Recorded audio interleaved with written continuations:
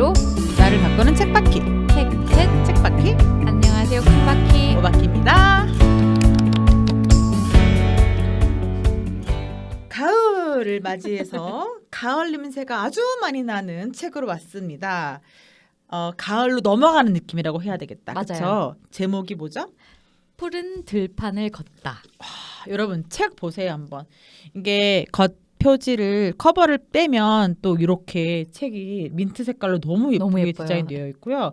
제가 원서를 읽진 않았지만 가지고 왔거든요.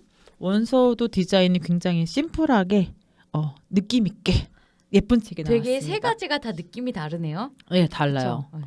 다른데 그래도 차분한 느낌 그대로 가지고 있는 것 같아요.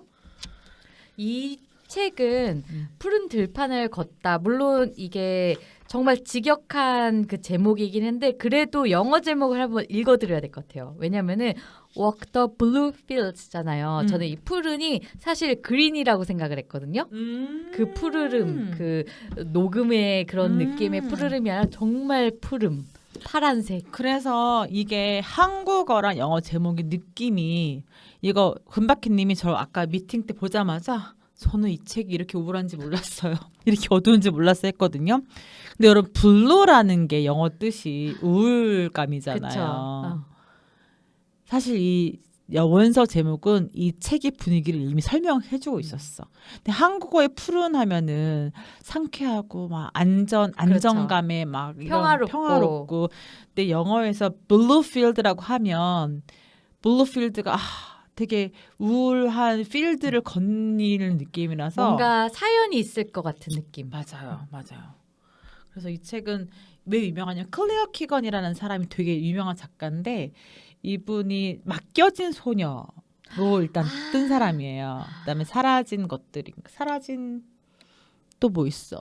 사라진 뭐가 또 있어. 그래서 맡겨진 것들이 아니고 맡겨진 소녀의 중편 소설로 뜨고 나서 그리고 나서 이분이 그 책을 쓰기 전에 써놨던 거를 묶어서 낸 게 바로 이 푸른 들판을 걷다라고 합니다. 그래서 이 작가를 좋아하는 친구한테 물어봤더니 두 친구한테 물어봤더니 한 친구는 맡긴 소녀가 너무 좋아서 이걸 읽었는데 자기 너무 실망했다. 어떤 점이 실망했을까요 혹시? 너무 거친 표현들이 맞아요. 있었던 게 힘들었다라고 얘기했고 어떤 친구는 전 되게 좋았다. 그래서 같은 작가 똑같은 그 작가의 팬이었지만 이걸 바라보는 시각이 달라서 우리들의 얘기는 또 어떨지 기대가 됩니다. 총 몇 편이 실려 있죠? 총 7편이네요. 7편이 실려 있는데 그중에서 우리가 하나씩 골라고 왔어요. 표제작부터 가볼까요? 네, 저는 이제 표제작인 푸른 들판을 걷다라는 이제 단편 소설을 골라왔는데 이 소설을 고른 이유는 우선 굉장히 이야기가 재밌습니다. 아침 드라마감이죠. 그렇구나. 이거 저희 스포 말해도 돼요? 단편이니까 상관없죠. 다 해. 다 하고 우리 이거 장점이 그거라 그랬어. 결말을 다 얘기해주는 게 좋다 그랬어. 그냥 저희 거 들으시면 어디서 읽은 채 할 수 있어요. 왜냐면 그냥 줄거리를 특히 단편 같은 경우에는 다 말씀을 드리기 때문에 그래서 이 푸른 들판을 걷다는 이제 어떤 4월의 결혼식 장면에서 시작을 해요. 저는 그래서 금바퀴님이 이 결혼식 때문에 골랐나 싶었어요. 그럴 수도 있나요? 근데 뒤로 갈수록 아니겠다. 아니야.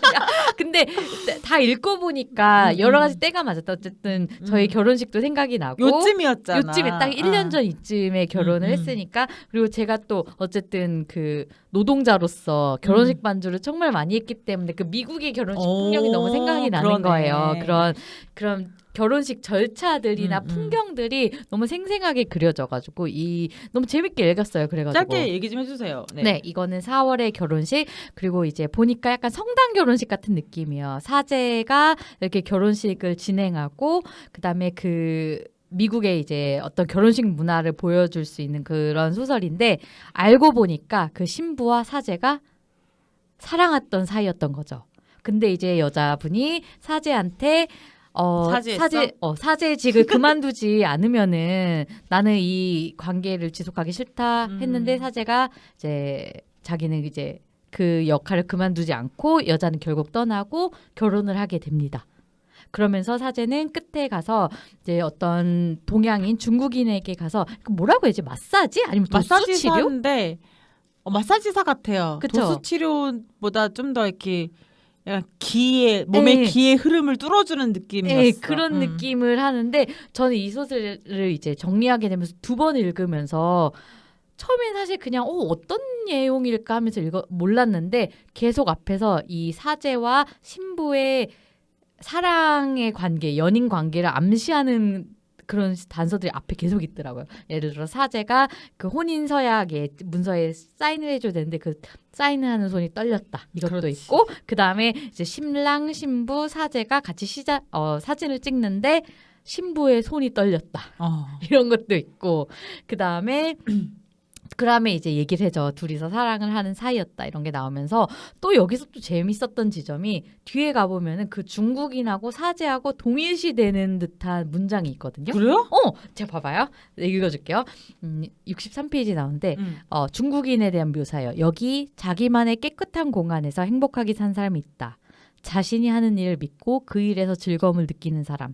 중국인은 돈을 받고 고개 숙여 인사하지만 지폐를 세질 않는다. 이게 분명 앞에 부분에 사제가 자신만의 공간에서 이제 사람들이 이렇게 뭐 이런 얘기를 듣고 그 다음에 또 돈을 받는 장면이 있잖아요. 그 신부의 아버지에게서 그 결혼식을 진행하는 사례비를 받는 장면이 있고 그 신부도 지폐를 세지 않고 그냥 감사합니다라고 인사하는 장면이 있거든요. 이 장면이 그대로 앞에 나오면서 이 중국인과 사제가 동일시되는 어떤 장치 같은데 이런 생각이 들었어요. 난 중국인은 사실 가장 뜬금없었거든요. 굳이 이분을 왜 넣었을까 뜬금이 없었거든. 근데 네. 이제 거기까지 걸어가는 길을 푸른 들판이라고 표현한 부분이 있어서 어떤 장치일까 다시 읽어봐야 되겠다. 약간 어떤 생각을 장치 했는데. 같았냐면은 그 사제가 그런 역할이 있잖아요. 제가 이제 이 종교를 잘 모르니까 사제에게 사람들이 죄를 참회를 하잖아요. 그러면서 다시 이렇게 죄를 이제 사하여지고 다시 깨끗한 마음으로 나아가는데 이 중국인이 그런 역할을 하는 것처럼 보였어요. 중국이 고해소 같은 느낌이 고해소 같은 이렇게 됐구나. 마사지를 받으면서 이제 다시 새로운 사람으로 태어나는 듯한 느낌. 그 맞는 것 같아. 네.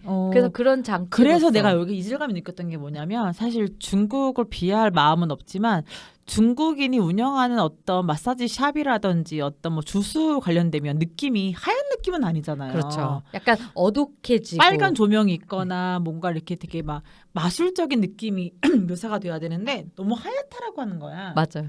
죄송해요. 그리고 굉장히 깨끗하고 신성한 곳처럼 그 공간을 묘사를 해요. 그래서 약간 이게 매치가 안 돼가지고 이분이 아시아에 어떤 환상 갖고 쓰셨을까. 근데 저도 그 부분이 궁금해지는 게 이제 또 여기서는 이제 그 사제를 정화시켜주는 인물처럼 중국인이 묘사가 되는데 그 앞에서는 그 결혼식 장면에서 이 중국인을 약간 뭐 개를 먹고 그러니까 막 이렇게 그래서, 묘사하는 이 사람이 그래서 그분이 그렇게 해석을 할 수 있겠네요. 전 그렇게 아니면은 사실 이해가 안 가는 여기서 분이에요. 네.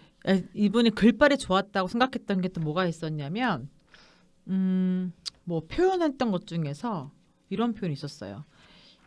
그 뒷부분에 어쨌든 여자가 했던 말인데 그녀는 모든 대화에 보이지 않는 그릇이 존재한다고 믿었다. 이야기란 그 그릇에 괜찮은 말을 넣고 다른 말을 꺼내가는 기술이었다. 이게 되게 마음이 딱 저 이거 적어놨어. 나 얘기하려고. 내가 미리 쳤어?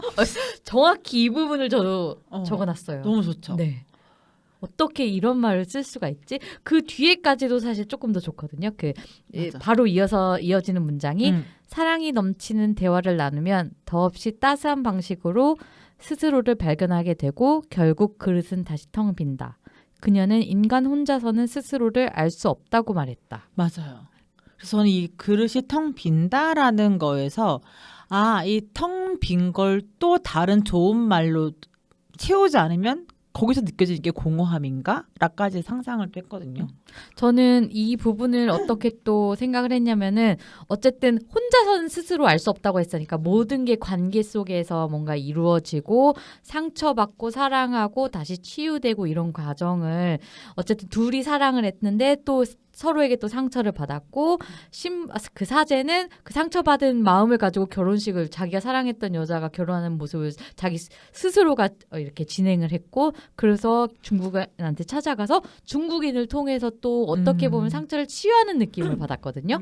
그래서 이게 바로 이 소설이 말하고 싶었던 부분이었나? 서로가 서로를 치유하고 상처받고 사랑하고 이런 느낌? 여기서 약간 정보를 좀 드리자면 이제 사제가 우리가 이제 쉽게 얘기하는 게 무슨 잘못을 저질렀을 때 제명해야 되는 거 아니냐, 파면해야 되는 거 아니냐라고 하는데 제가 이거 물어봤어요. 제 친구 중에 신부님이 있으니까 사제라는 직업은 인간이 선택한 직업이 아니기 때문에 인간이 끊어낼 수가 없대요. 그래서 최고의 벌이 직무를 이제 주지 않는 게 최고의 벌이라고 하더라고요. 그래서 사제직을 포기하고 결혼하겠다라고 해도 교황청에는 사제직 포기라고 해서 사제가 아니다가 아닌 거야. 그래서 그게 되게 어렵대요. 아예 사제라는 거를 끊어내는 게 인간 힘으로 할 수 있는 게 너무 어려운 일이라서 그냥 그거를 그래서 이런 경우도 있잖아요. 그러니까 사제가 됐는데 이걸 안 하겠다라고 나가도 사제는 사제인 거야. 그렇다고라고 하더라고요. 되게 정말 신성한 직업이네요. 네, 그래서 이건 인간이 끊어낼 수 없는 거고, 그래서 결혼을 할 때 혼인 서약을 하잖아요. 이렇게 성당에서 하잖아요. 그러면 그것도 신한테 맹세를 한 거기 때문에 이혼을 해도 이거 끊어낼 수가 없다는 거야. 그래서 그래도 제도가 필요하잖아. 왜냐면 난 딴 사람이랑 혼을 해도 혼인 성사를 또 하고 싶은데, 그래서 거기에 또 제 친구가 하는 일인데요. 거기도 검사, 변호사 같은 게 있는 거야. 그쪽에서도. 그래서 이혼 사유를 받아서 거기를 통과를 해주면 이혼을 시켜준다고 하더라고요. 교회 안에서. 저도 궁금해서 물어봤더니 친구가 그 친구 하는 게 그거였어. 이혼하고 싶은 사유를 읽고 자기가 이렇게 법을 전공해가지고. 와, 너무 진짜 처음 듣는 얘기예요. 너무 그렇죠, 신선하죠. 제가 모르는 새로운 세계의 느낌? 그래서 이 책 읽으면서 저는 이제 카톨릭 신자다 보니까 여기 쓰는 용어들이 다 익숙해가지고 쉽게 읽었는데 처음 보시는 분들은 어려울 수도 있겠다 그쵸. 생각도 좀 했어요. 약간 그냥 추측으로 그냥 읽어야 되는 부분들이 있었어요. 그래서 아마 둘의 사랑은 이루어지지 않았을 거라고 생각이 듭니다. 네. 한 가지 또 제가 재미있게 읽었던 거는 키 큰 나무 숲의 밤. 키 큰 나무 맞아? 큰? 근데 왜 키 큰 잠 기다려봐요. 나도 다시 읽어야 돼. 아, 왜냐면 이게- 글자가 작거든요. 이게 저기인 것 같아. 오타 다시 한번 눈 이렇게 그냥 퀸이네. 내가 잘못 읽었네. 퀴 큰 큰. 지금 바꾸겠습니다. 키 큰 나무의 숲. 네. 이게 이제 퀴 큰인데 자동으로 키 큰으로 번역이 이게 바뀐 것 같아. 이 워드가 키 큰 나무 숲의 밤인데요. 요건 되게 좀 느낌이 좀 말랑꼴리한 느낌이 특이했거든요. 저 이것도 물음표였어요. 자, 얘기해 드릴게요. 이제 설명을 들으려는 마음으로 왔습니다. 이건 내가 해줄 수 있어. 마거릿이라는 여자가 있습니다. 미신을 믿는 40살쯤 된 여자고요. 어릴 때 결혼하기로 한 남자가 사제가 됩니다. 신부님이 돼요. 그래서 결혼을 못하죠. 배신감에. 하지만 사제가 되고 둘이 숲에서 사랑을 나누게 돼요.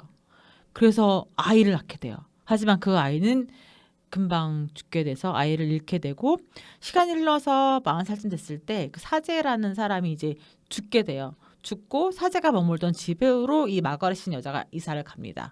둘은 먼 사촌이었다고 설정이 나오더라고요. 근데 이 여자는 그렇게 첫사랑에 배신을 당하고 혼자 뭐 늙어가는 여인처럼 묘사가 되고요. 그 옆집에 바로 붙어 있는 집에 남자가 사는데 그 남자 이름이 스택이라는 남자가 살아요. 이 스택은 49살. 이 남자가 동거하는 인물이 아닌 동물이 있는데요. 연문소 조제핀이랑 같이 살아요. 네. 근데 거의 뭐 부인 모시듯이 각별하게 동거를 하고 있죠. 네. 너무 기묘하죠? 되게 기묘하고 그 이름을 줬다는 것 자체가 그리고 그 묘사하는 것 자체가 제가 몇 번 다시 읽은 적 있어요. 그래서 이게 사람인가? 아닌데 사람 얘기 아직 나 안 나는데 알고 봤더니 염소. 염소야. 염소랑 함께 살고 있는데 이 남자도 사랑에 실패한 남자예요. 12년 동안 624번의 저녁을 사주면서 구애를 해왔지만 이 여자 손 한번 잡아보지 못하고. 여자가 나빴다 이 정도면은. 그래 이거 624번의 저녁을 사줬으면 나한테 분명히 마음이 있는 것 같지만 자기도 마음이 없었음이 확실할 시기인데 확실한 거절을 못하다니. 글쎄요. 그래서 12년을 짝사랑 하다가 그 신문에 여자의 결혼 소식을 알게 되고 평생 난 염소와 살겠다 이렇게 마음 먹고 살고 있는데 어느 날 크리스마스에 전기가 들어오지 않아서 우연히 남자 집에서 요리를 해서 먹게 되는 그로 인해서 둘이 하룻밤을 하는데 이때 여자가 굉장히 적극적으로 나서가지고 하룻밤을 자게 되고 그게 인연이 되어서 아기를 낳고 7년간 기르다가 여자는 떠납니다. 됐어요? 이제 다시 기억나요. 이 소설이 저는 앞에 나왔던 장치들이 너무 기묘한 거예요. 어쨌든 스테이크나 마거릿이나 뭔가 핀트가 조금 어긋난 사람처럼 약간 기묘한 구석이 있고 이 둘이 만나서 어떤 계기로 만나서 이렇게 삶을 꾸려나가가지고 결국에는 이제 여자가 떠나는 끝까지가 무슨 말이야? 이런 생각 들었어요. 어떻게 읽으셨어요? 저는 이게 느낌이 지금 처음에 읽어 소개해 주셨던 책 제목이 뭐였어? 푸른 푸른 들판을 들판을 걷다. 걷다랑 굉장히 연결되어 있었고요. 어떤 점이요? 이 저자가 이 글을 쓰는 그 멜랑콜리한 그 감정이 약간 결혼식이라는 팬시한 무대에서 고급스럽게 펼쳤다면 그 이면 내면의 깊숙한 더러운 모습을 요 글로는 표현하지 않았나. 그 연결 지점이 사실 오줌이에요. 맞아요. 너무 불편하지 않았어요? 너무 불편하고 약간 이렇게 눈으로 보는 듯한 느낌이 들어서 이거 보기 싫다는 느낌이 드는 거예요. 이게 읽기 싫다가 아니라 보기 싫다. 그래서 이 유리가 이제 푸른 들판을 걷다에도 그게 설명이 되는 굳이 이걸 설명하는 부분이 있고 또 이 지금 책 키 큰 나무 숲의 밤에서도 그게 불편하게 한 두세 번 나오거든요. 근데 그래서 저는 이 작가가 굉장히 우울증에 시달렸을까. 왜냐하면 떠오른 영화가 있었어요. 뭐 소개해 제목이 주세요. 멜랑콜리아라고 2011년에 나온 영화인데요. 주인공이 화려해요. 커스틴 던스트라고 스파이더맨 3에 나왔던 여자 주인공. 그다음에 24시간 24 드라마 미드에서 잭 바우로 나왔던 그 남자 주인공이 나오거든요. 그 영화에. 그게 우울증에 완전히 막 녹아든 영화예요. 완전. 그게 결혼식으로 시작을 하고 거기에도 그런 골프장에다가 소변을 넣는 장면이 나오거든요. 그래서 이게 어떤 전문가는 아니지만 자기의 어떤 변태성을 그런 식으로 드러낸 부분이지 않나. 아니면은 우울증 가진 사람들이 어떤 쾌감이 되는 배출구를 상징하는 표현을 썼나 해서 이 책은 그 영화가 굉장히 매치가 되는 결혼식 묘사도 그렇고.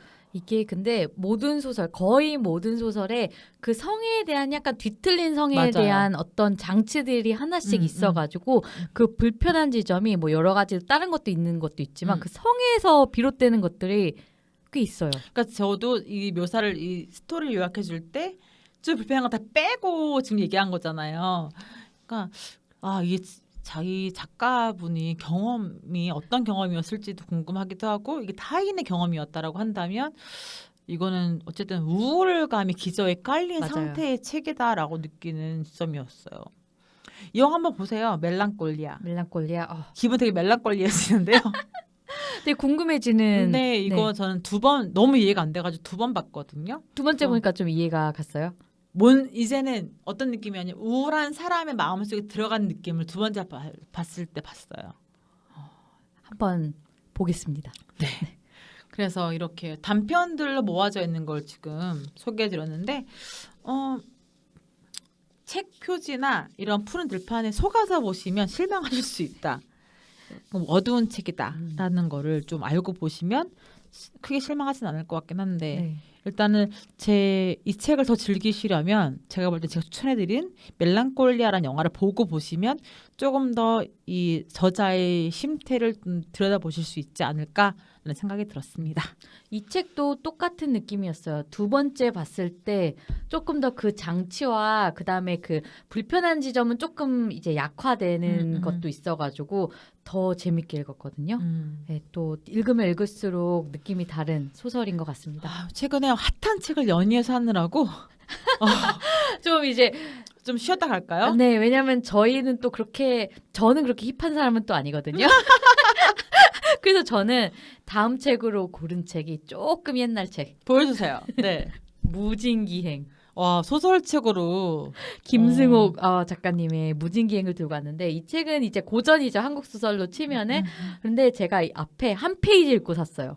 이 한 페이지를 딱 이 책 읽어보고 싶다. 근데 재밌더라고요. 그냥 이 스토리 자체가. 그래서 저는 이 책을 다음에 들고 오려고 합니다. 네. 그러면은 다음에는 무진기행으로 가을날 만나보도록 하겠습니다. 저희는 큰 바퀴 오마키였습니다. 감사합니다.